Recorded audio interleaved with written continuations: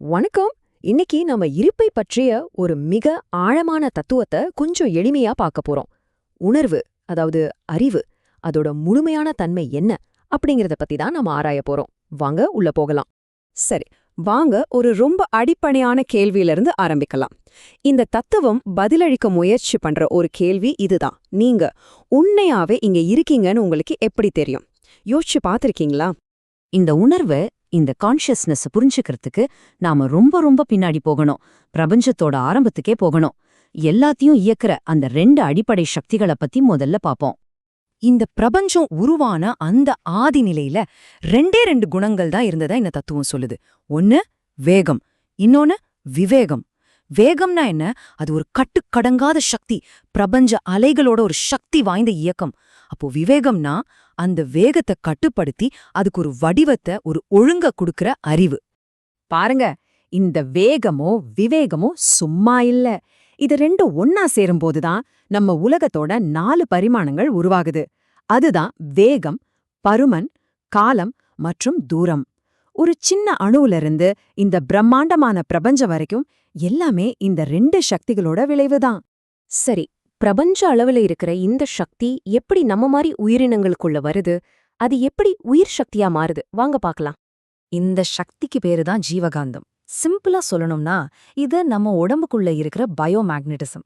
பிரபஞ்சம் முழுக்க பரவி இருக்கிற அந்த காந்த சக்தி நம்ம உடம்புக்குள்ள சுருங்கி நம்மள யோசிக்க, உணர, இந்த உலகத்தை அனுபவிக்க வைக்குது. இங்க பாருங்க, இந்த ஒரே ஜீவகாந்த சக்தி தான் எப்படி 6 விதமா மாறுதுன்னு. தொடு உணர்ச்சி, கேக்குறது, பாக்குறது, சுவை, வாசனை, அப்புறம் இது எல்லாத்தையும் உணர்ற நம்ம மனசு. இதெல்லாமே அந்த ஒரே சக்தியோட வெளிப்பாடுதான். ஆச்சரியமா இல்ல? ஓகே, இப்ப நாம பார்க்க போற விஷயம் கொஞ்சம் ஆழமானது. இத நீங்க சரியா புரிஞ்சுக்கிட்டீங்கன்னா உங்க புலன்களை பத்தி நீங்க நினைச்சு வச்சிருக்கிற எல்லாமே மாறிப்போகும். இப்போ ஒரு கேள்வி. நாம நிஜமாவே இந்த வெளி உலகத்தை நேரடியா தான் உணர்றோமா?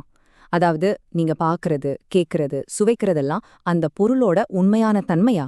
இல்ல அதுக்கும் நமக்கும் நடுவுல வேற ஏதாவது நடக்குதா? ஒரு உதாரணம் சொல்றேன், யோசிச்சு பாருங்க. நல்ல வெயில்ல இருந்து டக்குன்னு ஒரு இருட்டு தியேட்டருக்குள்ள போறீங்க. என்ன தெரியும்? ஒண்ணுமே தெரியாது. ஆனா அங்க லைட் இல்லையா? என்ன இருக்கு? ஆனா உங்க உடம்போட சக்தி நிலை ரொம்ப அதிகமா இருக்கிறதால அந்த கம்மியான ஒளிய உங்களால உணர முடியல. கொஞ்ச நேரம் கழிச்சு உங்க உடம்பு அந்த இருட்டுக்கு பழகுனதும் எல்லாம் தெரிய ஆரம்பிக்குது இல்லையா? இன்னொரு சூப்பர் உதாரணம். நல்ல இனிப்பான ஒரு ஜாங்கிரிய சாப்பிடுறீங்க. அதோட இனிப்பு ஒரு 10 யூனிட்னு வச்சுக்குவோம். அதுக்கப்புறம் 5 யூனிட் சக்கரை போட்ட காஃபியை குடிச்சா எப்படி இருக்கும்? கசக்கும். ஏன்னா உங்க உடம்போட ஆற்றல் நிலை இப்போ 10ல இருக்கு. அதனால அதை விட கம்மியா இருக்கிற 5 யூனிட் இனிப்ப அதால உணர முடியாது. உங்களோட ஆற்றல் நிலையை எது அதிகரிக்குதோ அதை மட்டும்தான் உங்களால உணர முடியும். அப்போ இதிலிருந்து என்ன தெரியுது? நீங்க ஒரு விஷயத்த நேரடியா அனுபவிக்கல. அந்த விஷயத்தால உங்க உடம்புக்குள்ள, உங்க ஜீவகாந்த சக்தியில ஏற்படுற மாற்றத்தை தான் நீங்க அனுபவிக்கிறீங்க. இது ரொம்ப முக்கியமான பாயிண்ட். உணர்ச்சிங்கிறது நமக்குள்ள நடக்கிற ஒரு விஷயம், வெளியே இல்ல. சரி, இந்த புரிதல் எப்படி மனுஷங்களோட 6வது அறிவுக்கு சம்பந்தப்படுது? வாங்க அடுத்த கட்டத்துக்கு போலாம்.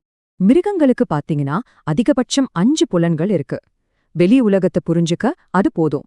ஆனா மனுஷங்களுக்கு மட்டும் 6வதா ஒரு விஷயம் இருக்கு. அதுதான் ஒரு புரட்சிகரமான விஷயம்.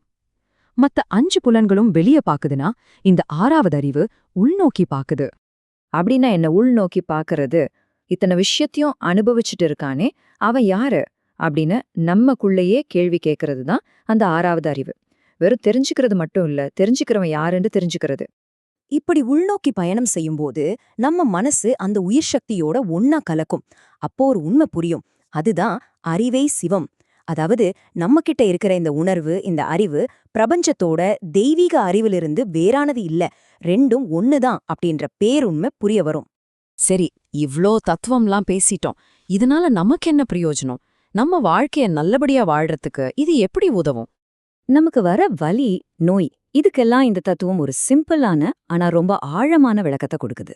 நம்ம உடம்புக்குள்ள ஜீவகாந்தம் ஓடிட்டே இருக்குன்னு பார்த்தோம் இல்லையா? அந்த ஓட்டத்துல ஏற்படுற ஒரு மின் குறுக்கு, அதாவது ஒரு ஷார்ட் சர்க்கியூட் தான் வலியும் நோயும். நம்ம செல்களோட அமைப்புல குழப்பம் வரும்போது இந்த ஷார்ட் சர்க்கியூட் நடக்குது. அப்போ சந்தோஷமா சமநிலையா வாழணும்னா என்ன செய்யணும்?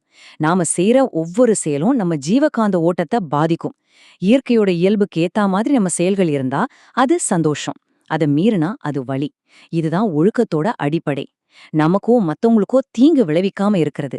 ஏன் அளவுக்கு அதிகமான சந்தோஷம் கூட ஒரு கட்டத்துல அந்த ஓட்டத்தை பாதிச்சு வலியா மாறிடும். நாம் உருவாக்கும் இந்த வீடியோ தொகுப்பில் இந்த ஆய்வு உங்களுக்கு பிடித்திருந்தால் மறக்காமல் Gravity God Spiritual Reality YouTube சேனலுக்கு சப்ஸ்கிரைப் செய்யுங்கள். அப்போ கடைசியா ஒரு கேள்வி. நம்ம செய்யற ஒவ்வொரு சின்ன செயலும் இந்த பிரபஞ்சத்துல ஒரு அலைய உருவாக்குதுன்னா, நீங்க அடுத்து என்ன மாதிரியான அலைய உருவாக்க போறீங்க? இத யோசிச்சுக்கிட்டே இருங்க. நன்றி.